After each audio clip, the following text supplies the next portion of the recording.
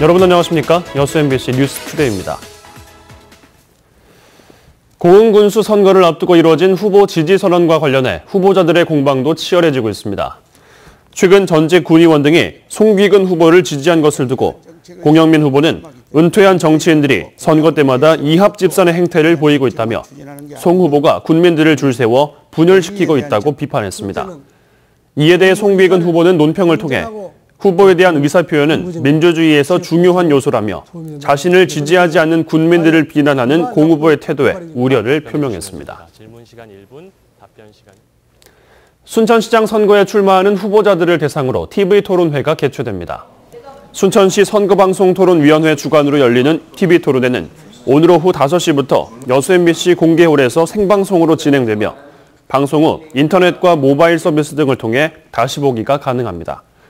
특히 사전에 접수 의결된 다양한 질문으로 후보자들의 공약을 검증해 유권자들의 올바른 판단에 도움을 줄 것으로 기대됩니다. 이번 순천시장 선거에 출마하는 후보자들은 기호 1번 더불어민주당 허석, 기호 6번 무소속 이창용, 기호 7번 무소속 손은모 후보 등 모두 3명입니다. 포스코가 광양만권에 2차 전지 소재 복합단지를 조성합니다. 철강 석유화학 중심의 지역 산업 구조에 변화가 전망되고 있습니다. 박민주 기자입니다. 광양항 컨테이너부두와 인접한 율촌 산단입니다. 이곳 16만 5천 제곱미터의 2차 전지 소재인 양극재 공장이 들어섭니다. 포스코는 내년까지 연산 6천 톤 규모의 공장을 건설하고 오는 2020년까지 5만 톤 생산 체제로 확대합니다. 포스코는 최근 광양만권 경제자유구역청과 부지 매매 계약을 체결했습니다. 경제청도 후속 행정 절차에 착수했습니다. 6월 말에 건축 허가를 신청할 예정으로 있습니다. 그러면은 건축 공사를 거쳐서 내년 5월 말에 준공이 되면은 그때부터 공장이 가동이 되겠습니다. 양극재 공장 건설에 이어 포스코는 오는 2020년까지 연산 3만 톤 규모의 리튬 공장과 2만 톤 규모의 니켈 공장도 건설합니다. 2차 전지 복합단지가 만들어지면 전기차 배터리를 만들 수 있는 소재 산업의 핵심 산업 지역이 구축될 전망입니다. 지역 산업의 새로운 동력으로 주목받고 있는 2차 전지 소재 복합단지. 철강과 석유화학 중심의 지역 산업 구조에 새로운 전환점이 될지가 앞으로 관건입니다. MBC 뉴스 박민주입니다.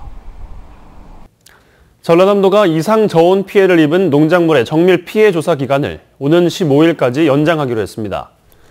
전라남도는 지난 겨울 이상 저온으로 유자와 사과, 낙과 등의 피해는 물론 양파와 마늘, 맹류 등 다른 농작물 피해가 예상됨에 따라 당초 5월 말로 끝낼 예정이던 피해 조사 기간을 15일 연장하고 정부의 대책 마련을 강력하게 요청할 계획이라고 밝혔습니다. 전남도는 지난 1월과 2월 유례 없는 한파로 배추와 녹차, 유자 등 농작물 동해 피해가 발생함에 따라 피해 농가 3,432명에게 53억 원의 복구비를 지원했습니다. 순천 드라마 촬영장이 시설 확장을 통한 관광객 유입에 나섭니다. 순천시는 국비 등 사업비 35억 원을 들여 체험장과 휴게시설 등을 갖춘 드라마 촬영장에 2층 규모의 실내 촬영장을 건립하기로 하고 오는 8월부터 착공에 들어갈 계획입니다. 시설이 완공되면 외부 관광에 치우쳤던 기존 프로그램의 차별화를 통해 지역 관광 활성화에 도움이 될 것으로 기대됩니다. 사적지 등에서 출토된 유물은 대부분 국가로 기속돼 정작 발굴지에서는 실물을 보기가 어렵습니다. 고려 청자 발상지인 강진에서도 사정은 마찬가지였는데요. 최근 타지 박물관에 보관되던 각종 유물이 고향으로 되돌아와 화제입니다. 문현철 기자가 보도합니다. 6년 전 강진 대구면 사당리 43호 가마태에서 출토된 유물들입니다. 고려시대 궁중 진상품이던 청자, 음각, 연화문, 매병편 등은 1000년 전 문양과 비색을 그대로 간직하고 있습니다. 도안면 용혈암지에서 출토된 청자 불상편은 불상을 청자로 만들었다는 점에서 이채롭습니다. 다른 지역 국립박물관에 보관 중이던 유물 495점이 출토됐던 강진으로 옮겨졌습니다.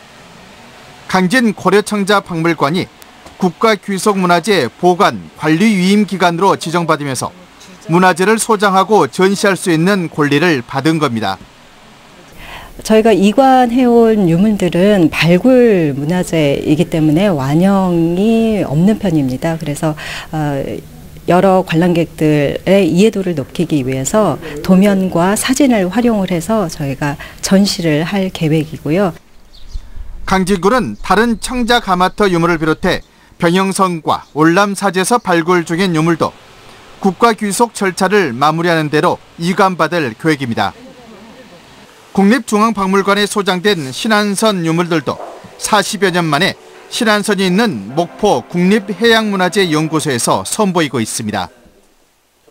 40여 년 동안 떨어져 있었던 신안선 유물을 지역에 가져옴으로써 지역의 문화를 좀 더 풍성해 하고 지역의 수건 사업을 해결했다는 것입니다.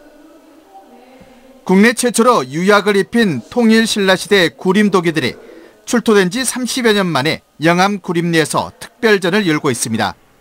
고향품으로 돌아와 빛을 보고 있는 유물들. 다른 국가규속 문화재들도 하루빨리 지역으로 되찾아오자는 주장에 새롭게 조명받고 있습니다. MBC 뉴스 문현철입니다. 여수 낭만포차 제3기 운영자 선정을 위한 1차 평가가 이번 주에 완료됩니다.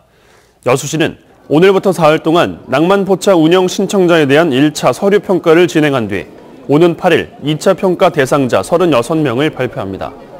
이어 여수시는 이달 중순 2차 평가인 음식 품평회를 진행해 낭만포차 3기 운영자 18명을 최종 선정할 예정입니다. 여수 지역 주요 관광지를 중심으로 공중 케이블 정비 사업이 추진됩니다.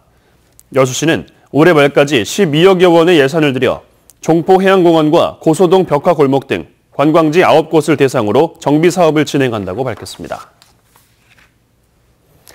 이상으로 여수 MBC 뉴스투데이를 마칩니다. 시청해주신 여러분 고맙습니다.